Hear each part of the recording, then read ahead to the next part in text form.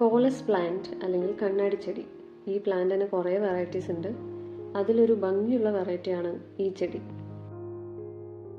ഇത് പ്രൊപ്പഗേറ്റ് ചെയ്യാൻ നല്ല എളുപ്പമാണ്. ഇതിൻ്റെ സ്റ്റെമ്പ് കട്ട് ചെയ്ത് മണ്ണിൽ നട്ടു കൊടുത്താൽ മതി. പ്ലാന്റിൻ്റെ കെയറിങ്ങിനെ കുറിച്ച് പറയുകയാണെങ്കിൽ ഡെയിലി ഒരു 3 മണിക്കൂറെങ്കിലും സൺലൈറ്റ് കിട്ടുന്ന ഒരു സ്ഥലത്ത് വേണം ഇത് വെക്കാൻ. പിന്നെ നട്ടു കൊടുക്കുന്ന ചെടിച്ചട്ടിയിൽ വെള്ളം കെട്ടിക്കിടക്കാതിരിക്കാൻ ശ്രദ്ധിക്കണം. വെള്ളം കെട്ടിക്കിടന്നാൽ അതിൻ്റെ സ്റ്റെമ്പ് ചീഞ്ഞു പോകും. ചെടി ബുഷായിട്ട് വളരാനായിട്ട് ഇതിൻ്റെ ഓരോ ബ്രാഞ്ചസും ഇടയ്ക്ക് ട്രിം ചെയ്ത് കൊടുക്കാം. ഇങ്ങനെ ട്രിം ചെയ്തിട്ടുള്ള ഓരോ തണ്ടും ആ പോട്ടിൽ തന്നെ വീണ്ടും നട്ടു കൊടുക്കുമ്പോൾ അത് വളർന്ന് നല്ല ബുഷായിട്ട് നിന്നോളും. എൻ്റെ കയ്യിലുള്ള വേറെയും കുറച്ച് വെറൈറ്റീസും കാണിച്ചു തരാം.